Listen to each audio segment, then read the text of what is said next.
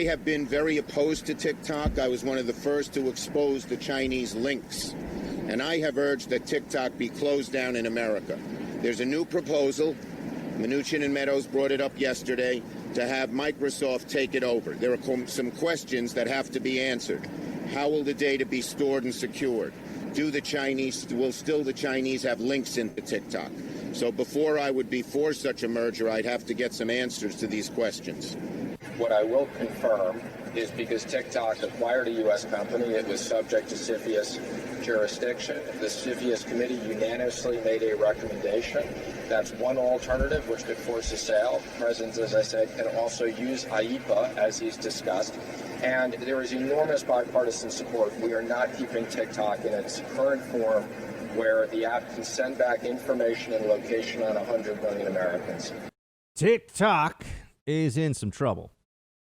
Or at least it might get sold. It could get banned. It has already been banned in India, where it was in very widespread usage. Producer Mark, do you TikTok yet? Are you TikToking? I watch TikToks. I don't make TikToks. What about, Producer Mark makes the most delicious gravy? You do not TikTok. He doesn't. He doesn't. Producer Mark is a very bad cook. Okay. Well, then don't make that TikTok. That's a fair thing to say. I'll tell you this. I've checked out. I know people say, "Buck, how could you? Why'd you download TikTok?" I know but I thought, I need to understand this thing, so I do have it on my phone, which I guess means that the Chinese do perhaps have this back end access into all my data and my information, or collecting all kinds of stuff on me. I'm aware. But here's what has really happened. We've had a wake up call that the Trump administration has largely provided to the American people about China, and what's true about the Chinese government's intentions for the future, how they try to get economic advantage over us. I mean, these are all very important, at least I think, very important areas of much greater public attention. And the surveillance state that they operate at home now has its tentacles extended all over the world. Information increasingly is power. We recognize this. The information advantage that is used by different countries for their economic sector is the single greatest advantage that any country could have. That's really, in an information-based economy, obviously, where you are able to best your competitors. And the Chinese have been stealing our intellectual property for decades in a way that nobody can ever really fully understand, other than to just say it has been massive, systematic, and catastrophic for our long-term competitive advantages. Catastrophic. I think we're already there. It doesn't mean we shouldn't stop it now, but who knows what the long-term consequences of this are going to be. And that then brings me to what we're going to do about TikTok. Because people are concerned, a lot of Democrats and Republicans are concerned that this app, which if you don't really know what it is, it's like watching Instagram, but only videos. And they're these short videos that pop up in your feed. And they all have pretty much, not all of them. They usually have music. And I'll tell you this, it's addictive. I mean, you can sit there and waste 40 minutes of your life looking at TikTok videos as in the blink of an eye. It just feels like, what? You got videos about how to do different. I'm just constantly watching on a loop video of people making different kinds of meat. Just lots of cooking of steak and barbecue. And people, I think, oh, TikTok's a Chinese app. These are Americans making all this content that you're watching, at least in America. So you're watching your fellow Americans do all this stuff, but there are very real concerns about what it means to have Chinese back-end access to all this data. And you start to look at biometric data and all this going back to the Chinese government.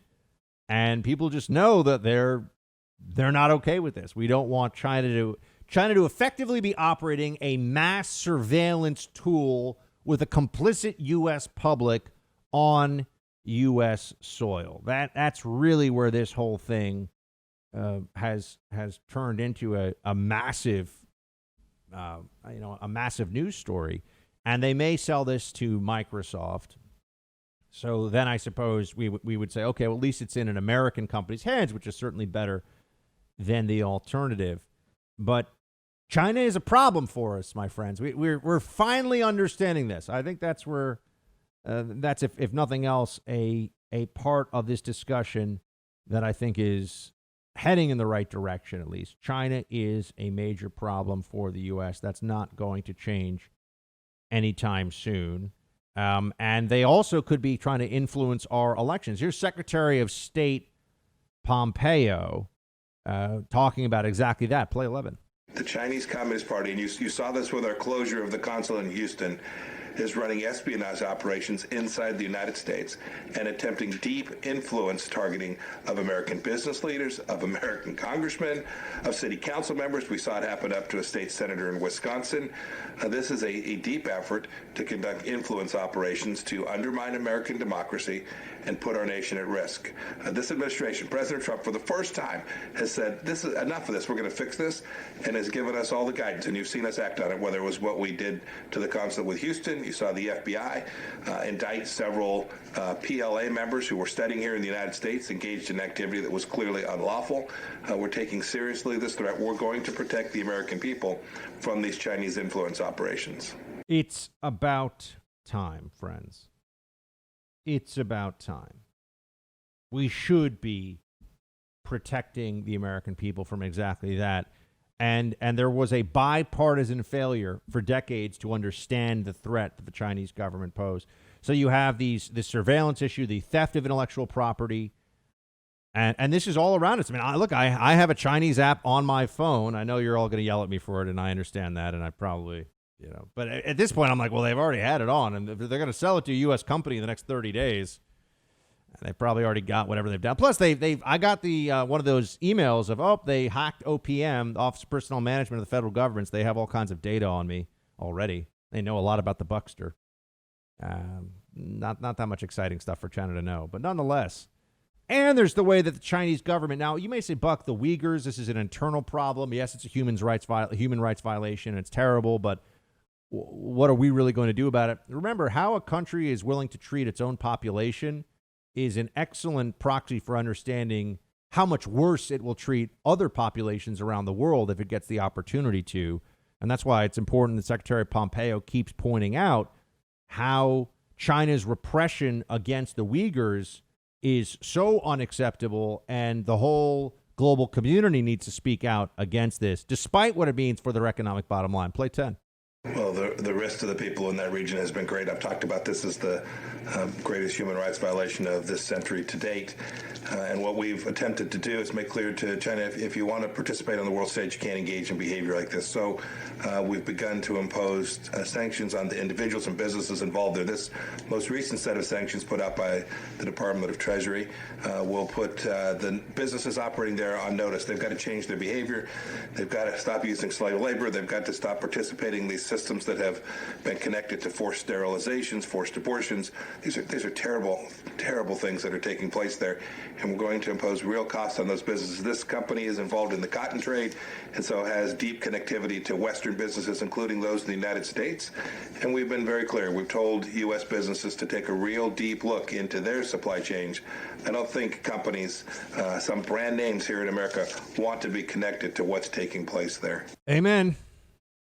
The fight is on between the U.S. and China for global supremacy in the 21st century. I'm just glad now it's a two-way fight.